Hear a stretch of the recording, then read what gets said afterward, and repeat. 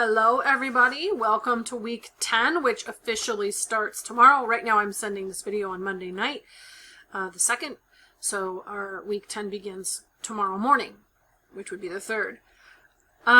First off, this week I wanted to remind you that we have new objectives in ALEKS. They're on chapter 6.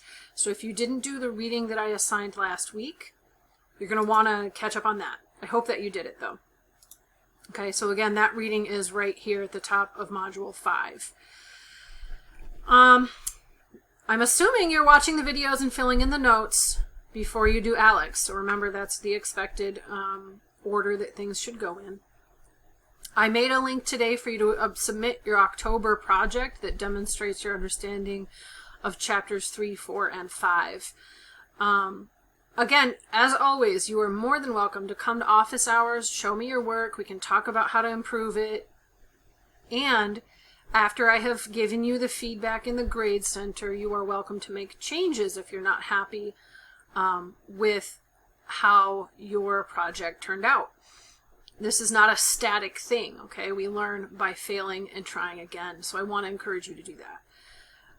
If you're not ready to submit it when it's due, which is today, it's okay. Remember, there is not a late penalty for submitting late work in this class. I think I read a very nice way of thinking about it. The due dates in Blackboard are best by dates, like you would have on TrailMix, okay? It means it's going to do you the best if you are submitting it by that date. If you're a little bit late, there's not a penalty to your grade. You don't need to send me panicked emails.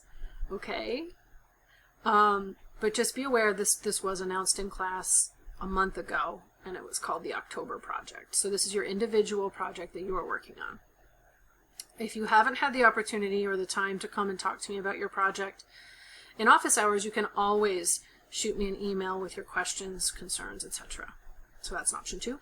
So when you go ahead and submit this, you're going to want to submit it as one file. If you have a complicated project, you may need to zip that file. And that depends, how to do that depends on your computer. So you can shoot me an email if you need help with that.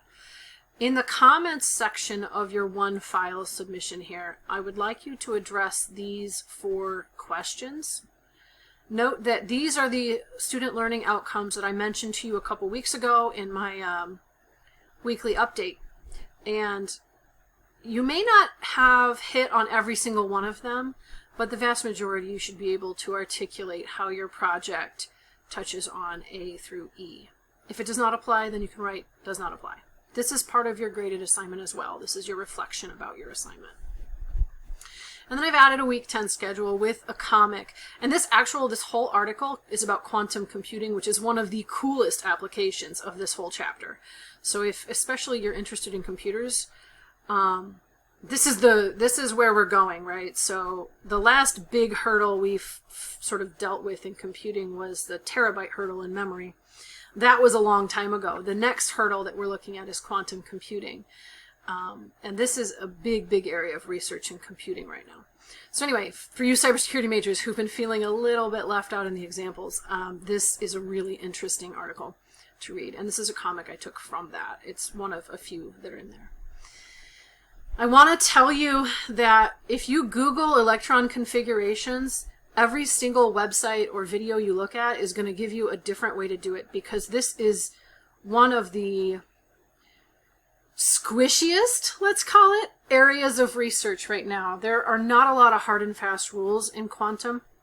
And so I want you not to use Google this time. I know that some of us have that habit, and I can tell where your information is coming from. But in this particular case, I'm presenting the information to you with a view to what's coming up in the next chapter.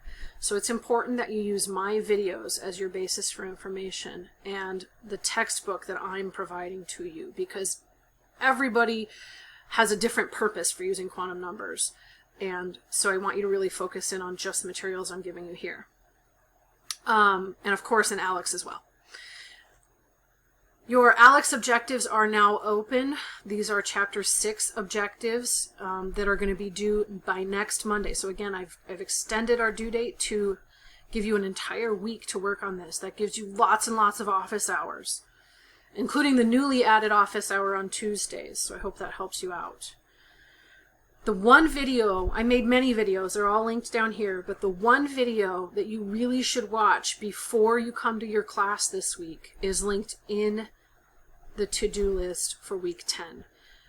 I'm going to also link it on my announcement with this video because it's that important. You need to come to lecture with your periodic table colored in, kind of as I show in this video, because that's going to help you to get a grasp on electron configurations.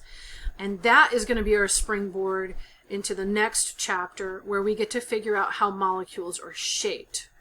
For example, everybody keeps models on their desk, right? No, just me? Okay. We have two different shapes of molecules here, and the only way they could react is if they hit with exactly the right orientation and the right amount of energy. So in chapter 8, we get to learn how to predict these shapes. That's related to lab for some of you. So here's your to-do list this week. No new reading, although in the syllabus you'll find some links to chapter 7 material. We're going to integrate some of the concepts in chapter 7 into next week in chapter 8, but we're not going to cover it explicitly. It's all trends and patterns, so essentially we can summarize it with one slide. So I'm not going to go through chapter 7 separately. Chapter 8 is a really important chapter, so we are going to invest a whole bunch of time next week in that. All right, and so there's not going to be a new discussion post this week. I want you to really focus in on getting your videos and notes caught up, and also on getting your project set up to your satisfaction. I did find this really exciting game. So once you've done a little bit of note-taking on chapter 6, do this. It's so much fun. Okay, so this walks you through how to make orbitals that electrons are in. So it's not going to let you break the rules. I just tried to break a rule. It says I have to put electrons in the lowest energy level first. So it's showing us an Aufbau diagram on the right-hand side. It's showing us the shapes of the orbitals down in the bottom. And so this is just a really fun way of learning this material. I think you probably want to go and do some of the notes and videos first, but then dive into this because sometimes it's easier to understand things when you can manipulate them a little bit. And so I like that for that purpose. Okay, so that's our lecture update for this week. Now on to lab, okay? So remember, our week starts Tuesday. So if you're in Tuesday lab, Group A this week is home doing experiment 7. This is where you are measuring the calorimetry experiment. So we studied that in chapter 5. You may need to go back to your notes in chapter 5 for some of these calculations.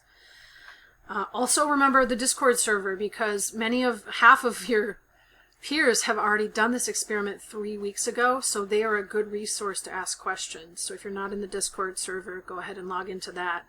It's at the top of our syllabus.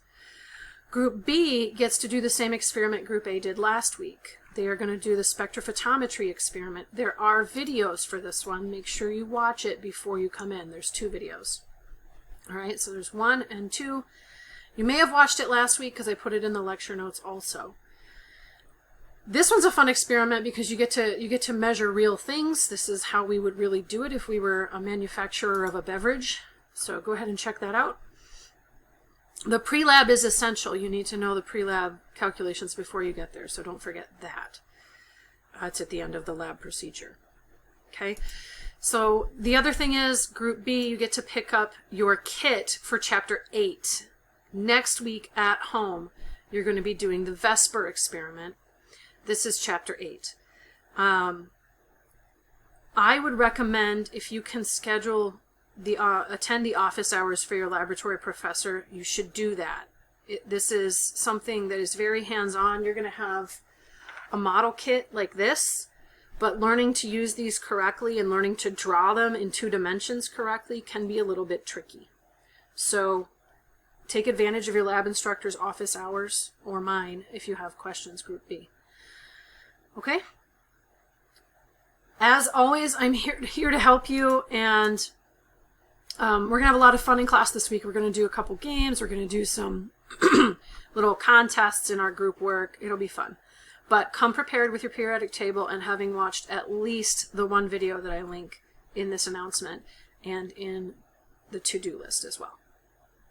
Okay, everybody, I'll see you in class.